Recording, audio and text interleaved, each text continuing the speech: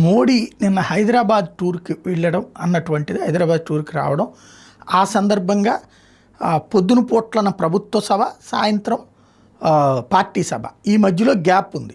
ఏ guest హౌస్లోనో rest తీసుకోవచ్చు, ఏ హోటల్లోనో పడుకోవచ్చు. కానీ అలా కాకుండా ఆయన వ్యక్తిగతంగా వ్యక్తులని ప్రోత్సహిస్తారు, అభిమానిస్తారు. కాబట్టి అటు పవన్ కళ్యాణ్ గారింటికి, ఇటు చంద్రబాబు గారింటికి వెళ్ళారు. వెరీ గుడ్, అంతా బాగుంది. తెలుగుదేశం పార్టీలో ఏదో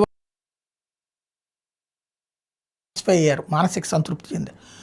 ఇప్పుడు ఏ గుజ్రాలో వచ్చాడు, లేకపోతే ఏ చంద్రశేఖర్ వచ్చాడు, ఏ విపి సింగ్ వచ్చాడంటే కనుక అది వీళ్ళు పెట్టిన ప్రధానమంత్రులు కాబట్టి, బలహీన ప్రధానులు కాబట్టి రావచ్చు. కానీ వాళ్ళు కూడా రాలేదనుకోండి.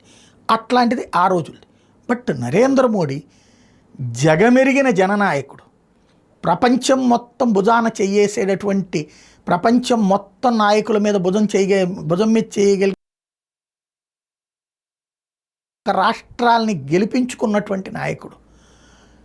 జవహర్లాల్ నెహ్రూ తర్వాత ఆ స్థాయి విజయాల్ని ఒక పార్టీకి సొంతం చేసినాడు. జవహర్లాల్ నెహ్రూ టైంలో ఇంకా ప్రతిపక్షం లేదు. ఇంత భారీ ప్రతిపక్షం ఉన్నటువంటి సందర్భం, ఇన్ని ప్రాంతీయ పార్టీలు ఉన్నటువంటి సందర్భంలో 21 రాష్ట్రాల్లో బీజేపీని అధికారంలోకి తీసుకొచ్చినటువంటి వాడు. ఇవాళకి కూడా 50% పైగా ప్రజల మద్దతు ఉన్నటువంటి నాయకుడు. ఆయన చంద్రబాబు గారి ఇంటికి, పవన్ కళ్యాణ్ గారి ఇంటికి వెళ్ళడం గొప్ప, పరామర్శించడం, అక్కడ దాదాపుగా 1 గంట సేపు, ఇక్కడ 1.5 సేపు స్పెండ్ చేయడం. ఇక్కడ ఒక సంకేతం ఏంటయ్యా అంటే, సంకీర్ణ భాగస్వాముల పట్ల తనకు ఉన్నటువంటి కమిట్మెంట్ని చూపించుకొచ్చారు. అదే సందర్భంలో వ్యక్తిగతంగా కూడా ప్రేమిస్తానన్నట్టు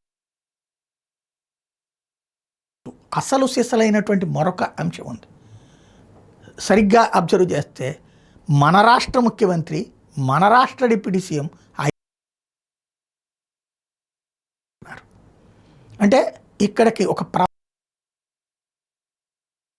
అర్థం చేసుకోవాల్సి, జగన్ వచ్చేటప్పటికి అక్కడికి వెళ్తూ ఉంటాడు వీకెండ్లో బెంగళూరు. ఆయన విమర్శించే వీళ్ళిద్దరూ హైదరాబాద్లో ఉంటుంటారు. ఇక్కడ వార్తలు చూస్తే అమరావతి అనే వస్తాయి వాళ్ళ పేరుతో.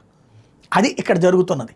కాకపోతే తప్పేం కాదు. కానీ ఎంతకాలం ఇట్లాగా ఇతర రాష్ట్రాల్లో ఉంటూ మన రాష్ట్రానికి పరిపాలన కోసం లేకపోతే ప్రతిపక్షం కోసం రావడం అన్నటువంటి, ఇక్కడ ఆ ప్రేమ ఉండద్దా? తెలంగాణ ముఖ్యమంత్రి ఏమన్నా వేరే రాష్ట్రానికి పోతున్నాడా? కర్ణాటక ముఖ్యమంత్రి ఏమన్నా వేరే రాష్ట్రంలో ఉంటాడా? వాళ్ళ ప్రతిపక్ష నాయకులు వేరే రాష్ట్రంలో బతుకుతున్నారా? లేదు కదా. ఈవెన్ ఉత్తరాఖండ్ ముఖ్యమంత్రి ఉత్తరప్రదేశ్కి ఏమైనా పోతున్నాడా? అక్కడి నుంచి వచ్చిందే. ఛత్తీస్గఢ్ ముఖ్యమంత్రి ఏమన్నా మధ్యప్రదేశ్ పోతున్నాడా? అక్కడి నుంచి పుట్టింది అది. జార్ఖండ్ ముఖ్యమంత్రి ఏమన్నా బీహార్లో కూర్చుంటాడా? లేదు. అక్కడ రాజకీయ ప్రతిపక్ష నాయకులు ఏమన్నా అక్కడికి వెళ్ళి ఉంటారా? లేదు. ఆంధ్రాకి ఆంధ్రాలోనే రాజకీయం చేసే, తమ వ్యాపారాలు ఆంధ్రాలోనే పెట్టుకునే నాయకులు కావాలి.